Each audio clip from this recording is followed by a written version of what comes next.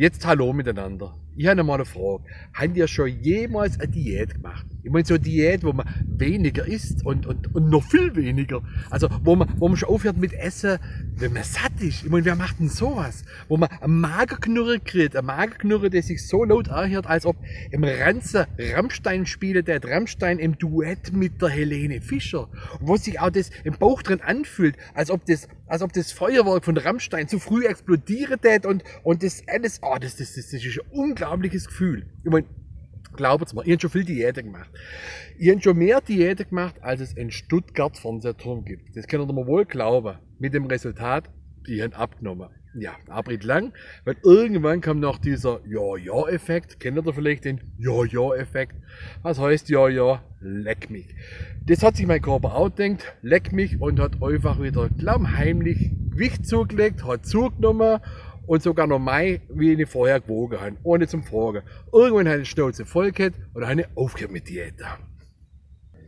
Ja, natürlich, mein Arzt hat auch immer gesagt, Axel, du solltest annehmen und wegen deiner Blutfettwerte und wegen deinem Zucker und was weiß ich was. Der hat das immer ausgemalt in der größten Horrorszenarie, in der größten Todesszenarie. Der hat das ausgemalt, der hat sich hineingesteigert da rein, der hat glasige Augen gekriegt, dem ist schon Speichel angelaufen. Dann denke ich mir so, guter Mann, du hättest auch gescheiter, anstatt Rezepte auszustellen, lieber Drehbücher schreiben. Drehbücher so wie Cholesterin des Grauens oder Friedhof der Kuschelkilos. Hab mir alles kalt gelassen und denkt, okay, Doktor schwätzt so einfach, ist mir egal, und so weiter vor mir nachgelebt. Aber irgendwann kriegt jeder so einen Schlüsselmoment, wo er sagt, hey, jetzt wird es vielleicht doch Zeit abzunehmen. Das war bei mir, hat es angefangen, ihr wisst doch so die Etikette in der T-Shirts drin, wo die X vor den L standen. Also bei mir standen immer viele X vor der Ls.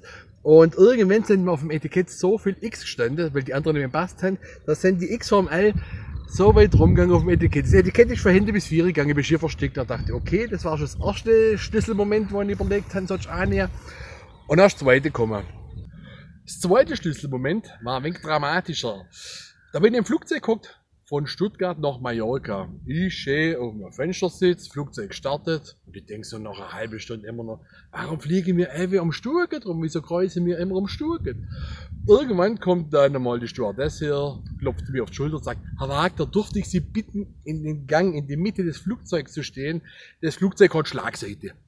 Das Flugzeug hat Schlagseite, wir kommen nicht vorwärts, wir drehen uns immer im Kreis. Also ich in der Gang eingestanden und dachte, oh meinetwegen sind die pingelig, ich stand im Gang drin und denke, ja gut, da stehst du halt. Kriegst schon keine Thrombose. Ich soll da standen bleiben, hat die Frau gesagt. Dachte, ja gut, 1,5, 2 Stunden kann standen bleiben, passiert schon nichts. Aber irgendwann habe ich das Gefühl gehabt, ich sollte gebrunzen. Na gut, da haben wir Hählänge nach Hände geschlichen, in die Toilette, ins Klo rein. Und dann bin ich gerade so im Klo drin, will mich nachsetzen, auf einmal merke ich durch die Gewichtsverlagerung, wupp, Flugzeug, so, nach oben, zack, schießt durch die Atmosphäre durch, umkreist einmal der Mond, ich raus aus der Toilette, sie aus dem Fenster, der blaue Planet, ich leg Schalter, ich fahre das Flugzeug wieder, diese und runterwärts, durch die Atmosphäre Richtung Balearen. Ich war da standen geblieben bis kurz vor der Balearen, bis kurz vor Mallorca, und dann bin ich wieder zurückgegangen im Flugzeug in die Mitte. Flugzeug war wieder unter Kontrolle der Piloten. Okay, Piloten, eine super Landung hingelegt. Ich klatsch, wie man das halt so tut auf Mallorca, wenn man landet.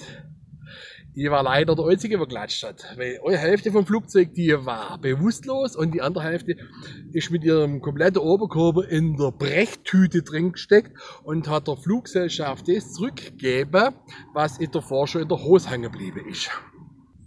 Also gut, dann habe ich vor 10 Monaten ungefähr angefangen abzunehmen. Und ich muss sagen, also wirklich in den 10 Monaten habe ich sage und schreibe, man sieht es vielleicht jetzt gut, aber ich habe echt 30, nein, nicht 30 Pfund.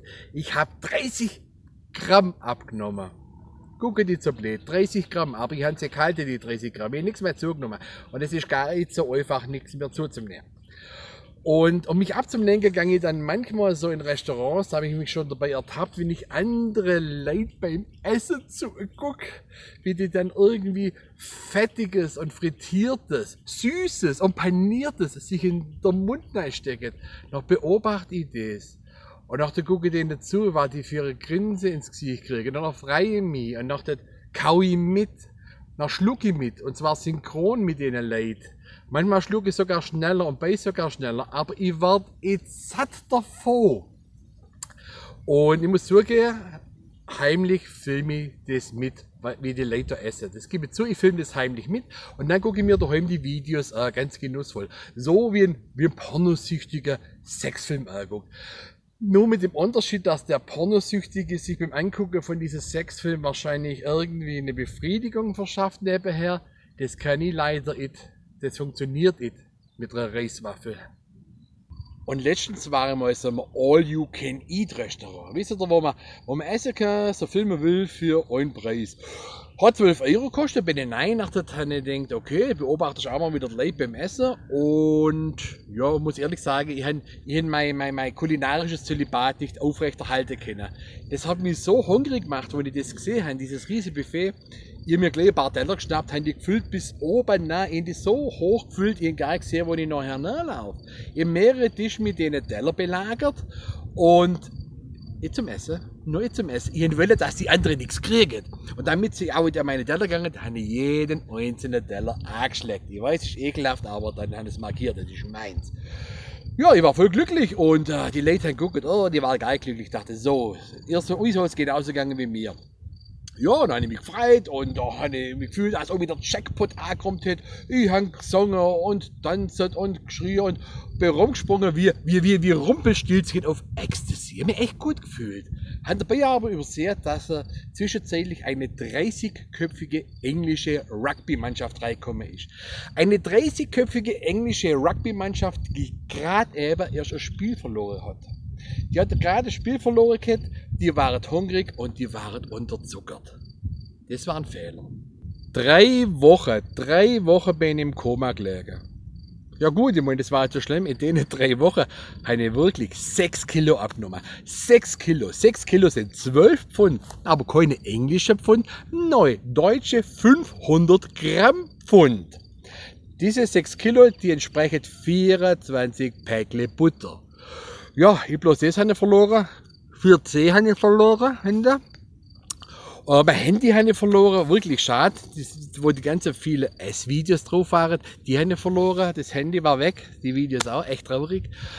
Und was ich auch verloren habe, sage zumindest meine Mitmenschen böse Zunge behauptet, ich hätte meinen Verstand verloren. Ich weiß nicht drauf gekommen, dass ich den Verstand verloren hätte. Vielleicht, weil ich abends, nachts durchs Dorf schleicht und bei meinen Mitmenschen in Fenster reingucke, in Fenster von der Küche, in Fenster vom Esszimmer und sie beim Essen beobachte. So in der Hoffnung, dass sie mir ein Stückchen Fleisch zuschmeißen, wenn ich miau. Manchmal schmeißen sie mir auch ein Stückchen Fisch zu. Oft auch eine Klicke ohne Geräte. Und zum Dank dafür, für meine Futterspender, verzichte ich dann auch mittlerweile darauf, dass ich nachts ihre Biotonne ausräume oder dass ich meine Geschäfte in ihren Gemüsebeeten verrichte. Also Leute, ich muss sagen, man wird schlank von Diäten. Man wird aber auch manchmal ein wenig wahnsinnig, ein wenig verrückt. Also, verbleiben wir so, ich sage, ich wünsche euch immer allzeit einen vollen Kühlschrank und einen guten Appetit. Macht's gut. Tschüss.